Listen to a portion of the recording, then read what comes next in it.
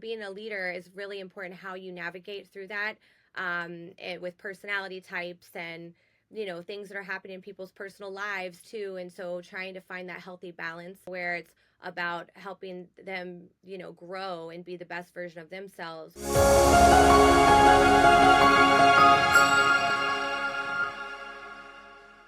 Ladies and gentlemen, welcome to another exciting episode of Mick Unplugged, and today's guest is a powerhouse. She's an unstoppable force in entertainment, entrepreneurship, and empowerment. She's the visionary behind the Dining Empower, producing hit shows like Dining Divas and Destination Divas. A former model turned media mogul, she's shaking up the industry and championing women worldwide. She's bold, she's brilliant, and she's breaking barriers at every turn. I'd love to introduce you to my friend, the amazing Christine Curran. Christine, how you doing today, dear?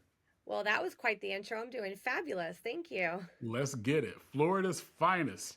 So, Christine, on Mick Unplugged, we like to talk about your because, that thing that's deeper than your why. And I know you being multi-talented, multi-dimensional, there's got to be a purpose behind doing what you do. So if I were to say, Christine, what's your because? What would that answer be? Yeah, it obviously starts with yourself, right? You're first, and the first has always been, my daughter and being able to provide a wonderful lifestyle for her as a single mom. And that turned into then helping other women and wanting to see other women be able to thrive and survive. And now it's become really a global movement, and just how many lives can we impact? And that's really my because right now. And it's what's transformed into my because, from starting to just seeing what I can do and how I can change lives. And it's just me and my team are just really passionate about that. And so we're really excited for what we're building and what the future holds. I love everything about that. When people ask me about the legacy that I want to leave behind, I always say it's the impact that I make through my kids, through my nieces, my nephews, my family, my close circle. And I hear a lot of you in that as well, right? Following you, huge fan of yours for a long time. You talk a lot about impact and making that impact. So I want to applaud you for not just saying that those are the things you want to do, but actually putting the action behind it. So thank you, Christine. Thank you. Thanks. Absolutely. So let's go. I don't want to say the beginning, but let's go model turn media mogul, right? What was the inspiration behind saying, you know what, this modeling stuff is cute, but there's a bigger purpose for me? Like, what led to that move? Yeah, I mean, modeling was something I did part-time when I was in college, and I realized that I could actually make more money doing that than having a full-time job working for someone else. So I never worked for anybody. I went straight from college into modeling, acting, and interviewing celebrities. And I started getting asked to book other women, like, hey, do you have any friends? I need more promo models. I need more this. And I'm like, well, if I'm going to do that, I might as well get paid for doing that, right? So I created my own company right out of college called Fort Lickerdale Entertainment, and I booked over 800 women in 13 years, for all kinds of things, from fashion shows and music videos and promo jobs and entertainment. So it was very successful. I had my very famous Jello shot girls that we had people fly in from LA and shoot TV shows about us. And I did almost $1 million in cash in my 20s doing that. And it was just a really great, I helped a lot of college girls, a lot of single moms. And it was great for me as a single mom. And it was a really great, lucrative experience in my 20s. But from there, I just realized, what do I want to do? Like, the girls are getting younger.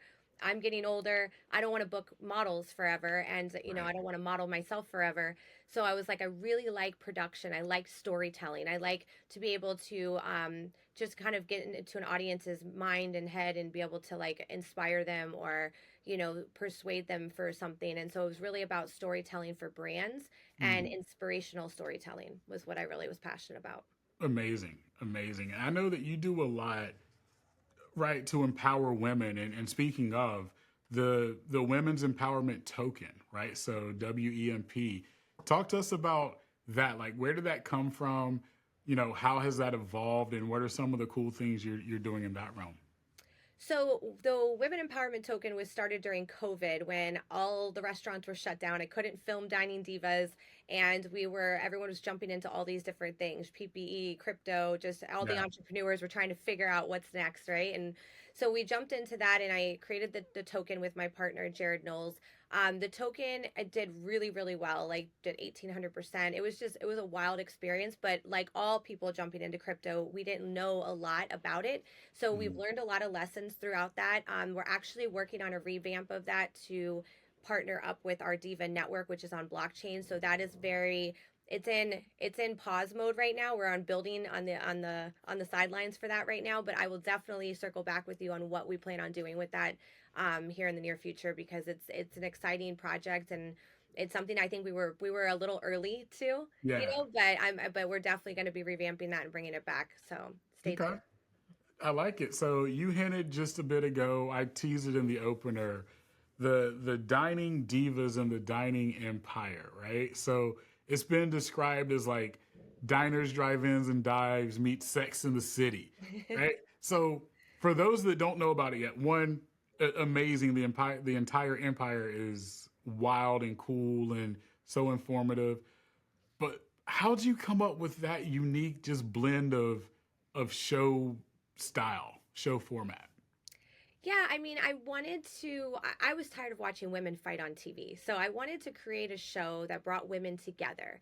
Mm, And, you know, what's a better way to bring people together than over a meal, right? So food brings people together. yeah. And right now, in today's age, you know, food and travel are the two things AI can't take away from the human experience. So I really wanted to tap into that industry um, of food and travel, but I wanted to be more modern and hip, because I feel like that's really lacking in the food travel space. You know, you've got the Food Network, which the average viewer is 65, and you've got Travel Channel that's only showing 5% travel shows now. They're doing all these ghost stories. And I Right. just felt like there was no network that was really catering to like the young business professionals that are traveling the world, working remote, like living the best life, loving food and travel and just that lifestyle. So I wanted to create a network that really encompassed that, and that's where the Dining Empire was born. And the Dining Divas is, you know, the flagship show that we've been doing for 7 years. So I built the network around the show because at the time we were on CW, and then we were on WeTV, and then we were on Travel Channel.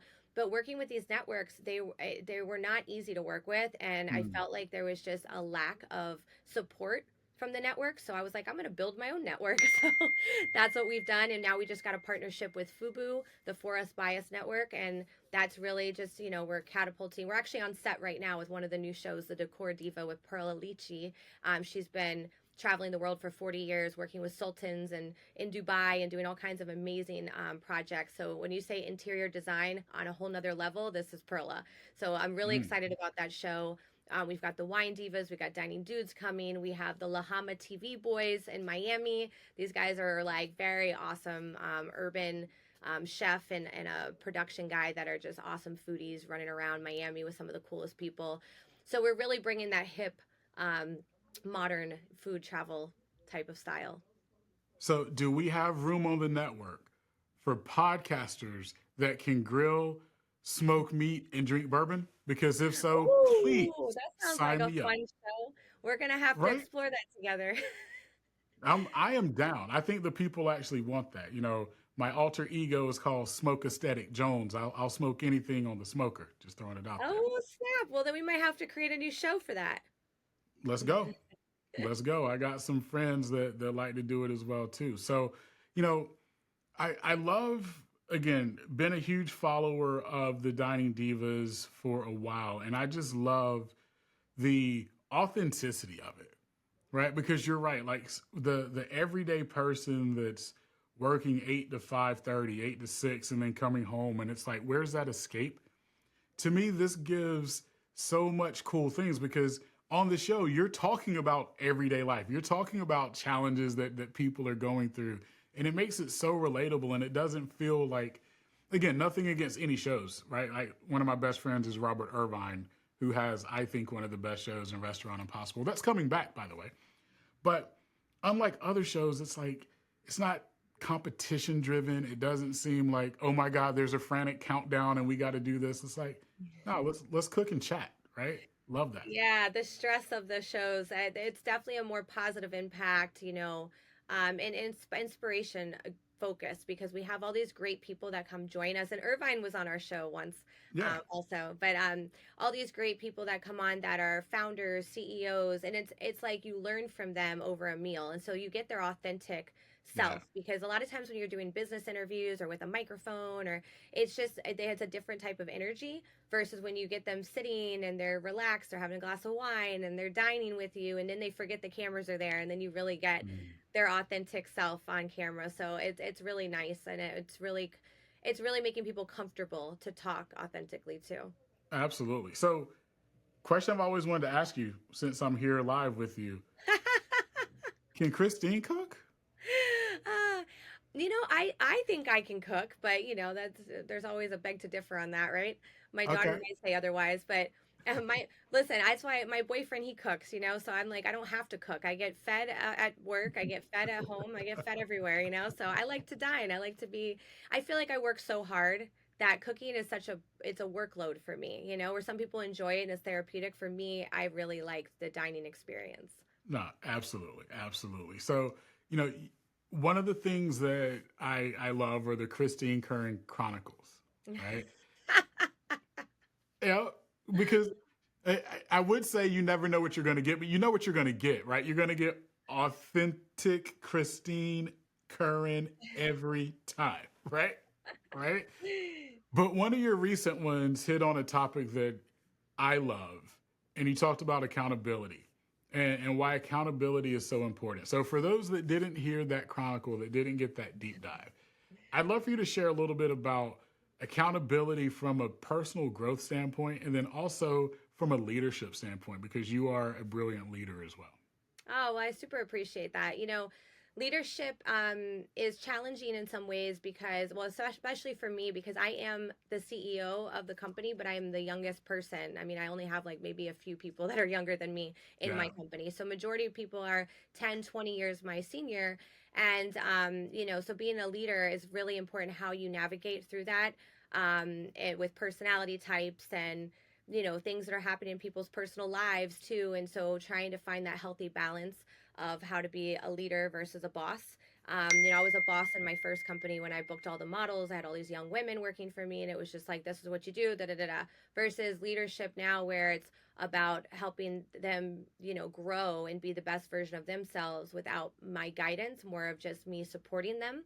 Um, but when it comes to accountability, it's very important to always be accountable for your actions, your words, how you make people feel, just how they show up. It's just accountability is the gateway to, a successful company because if you can't be accountable as a leader, you can't expect your team to be accountable, right, right. for you either. So, I always find it fascinating when people want to always push off blame on other people and never be accountable for their own actions and words. And so I'll take time and I'll sit back and be like, well, how did that come off, or how did that, maybe take myself out of my shoes and say, how does somebody else feel for the way I came to them or the way I spoke to them or the way that I handled this particular situation. So I like to be accountable for my actions. I think it's really important part of personal growth. No, totally agree. So, for the listener or viewer right now that's like, okay, I need better accountability, let's just do it from a leader perspective. What are some steps? What are some action items that that leader can do to, I don't want to say have a culture of accountability, but to start putting accountability principles in place?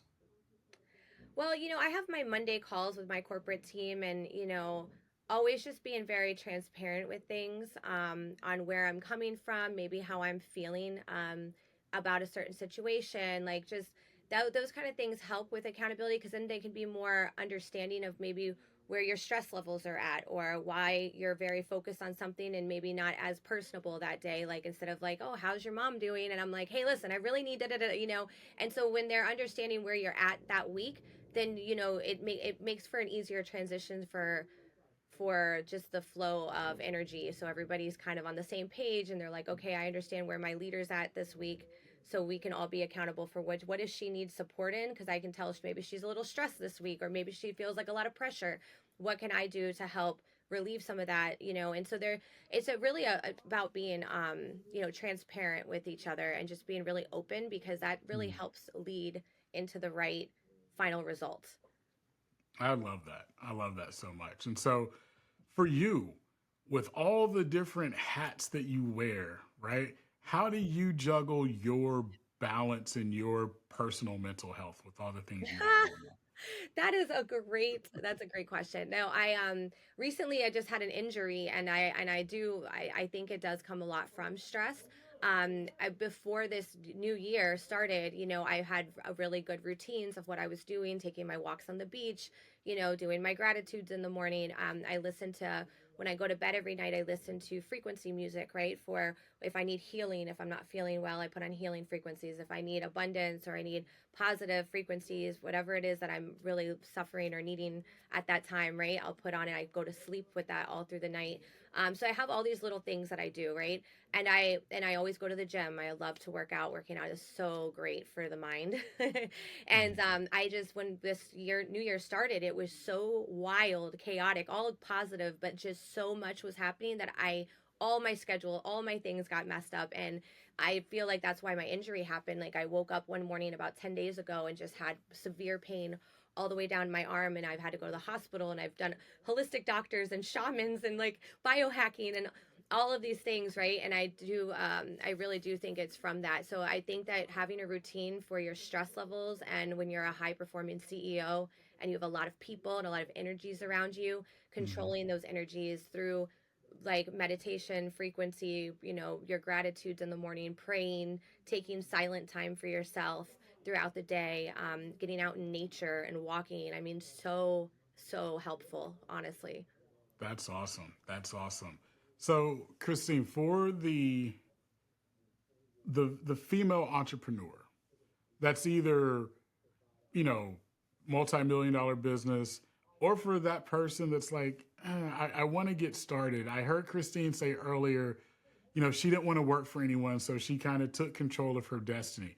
For that person, what are some tips that you have for them? That's like, take control of your destiny. I mean, I think every successful person says the same thing. Just get started. I mean, you have to just start. There's levels to it, and everyone's journey is different.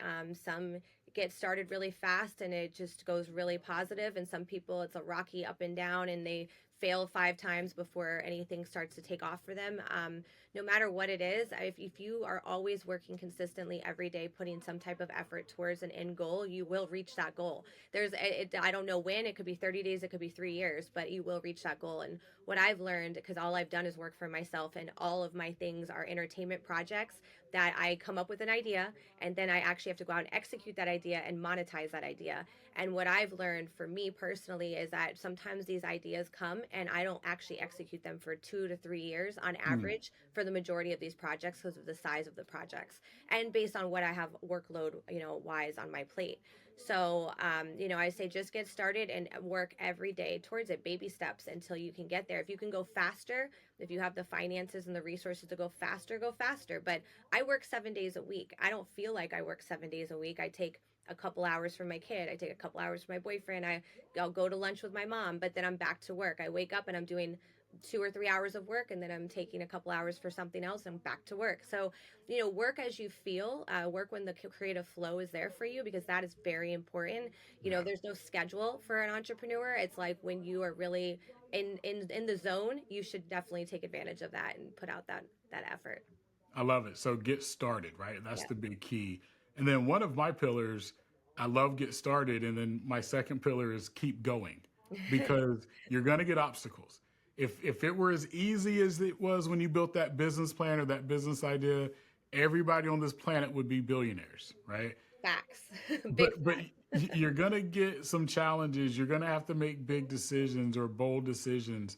Talk about the power of keep going, or the power of resiliency, and what that's meant for you. Yeah, absolutely. I mean, like I was saying, with the creative flow, you have to do things, as they're coming to you. So sometimes I wake up at 3 o'clock in the morning and I work, whenever something comes to me and I'm feeling inspired, Mm. that's a really big part of entrepreneurship, because you are your boss. You know what I mean? There's no one telling you, okay, you have to be there at 9 and you get off at 5. So, you can work as many or as little hours as you want, but it's really about what you're putting behind those hours. Like if you're feeling tired and you can't perform. Like there's some days I'm like, I just can't edit anymore. I can't think. My brain's not on anymore. I'm tired. So I just stop at a certain, there's no set time. So I just stop and I Yeah. take a break. And when I feel good, I'm back at it, you know? So Yeah. it's really, you have to be your own cheerleader and your own boss and your own inspiration. And, you know, a lot of times following people that inspire you and watching them will help inspire you again, because I follow a lot of people on social media and I just randomly see like somebody post something. I'm like, that just motivated me. Let me get back to work, you know? Love it. Love it. So going back to the Dining Empire. So aside from my show that's going to come out sometime soon, I know you talked briefly about some of the expansion and cool things you're going on. Do you want to tell the audience a little more about the big visions that you have with the Dining Empire? Absolutely.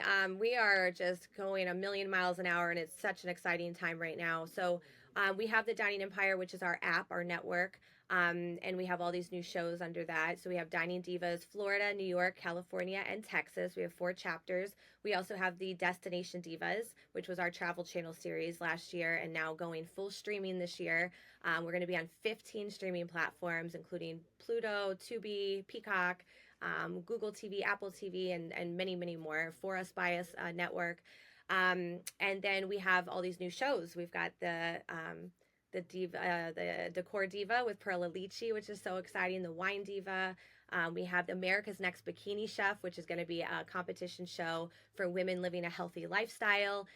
Yes, the women will be wearing bikinis with a really cute apron when they serve their dishes, but it's really really awesome. That's going to be premiering. We have our very big premiere party coming up March 23rd to the 25th here in Fort Lauderdale. So if you can be in town, definitely show up. We've got lots of influencers, celebrity guests. We're going to be showing all of the shows that we shot last year that are going to be airing this year. Red carpet, glitz, glam, all the fun. So it's going to be a really awesome event. You can find out more of that about that at events.diningdivastv.com. And then besides all of that fun stuff, right, we also have the Diva Network, which is our self-development mastermind portal. It's a virtual network. It's global. We just launched in Africa, which is super exciting. We've been launched for about 2 months here in the United States and all over the globe. I mean, we have members from Germany and Australia and just people everywhere that join in every week. And Adora Evans runs the Diva Network. She is one of our Texas and Destination Divas. She's been with Napoleon Hill Foundation for 23 years, studying under Don King and Dennis Waitley. She's thrown massive events with Les Brown and all kinds of very powerful people. We just did an event in the Exumas with Lisa Nichols for one of our mastermind episodes that we do every year. So it's really a powerful place to come and have community and meet new people. We've already had people raise money inside of our network. We had one girl's getting $1.3 million from connections in our network. We have another one that just got an $8,000 contract, a monthly contract, and with money on the back end as well.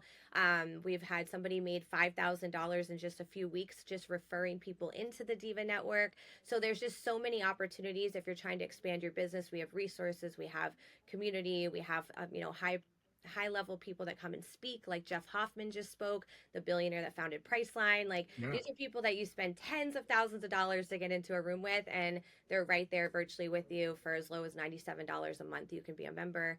We also have a free portal, so you can come join for free too, just to kind of get your feet wet and get a couple things that way too, a couple Mhm. nuggets that way. So we love to have anybody around the world that is all about positive impact and changing lives and good community.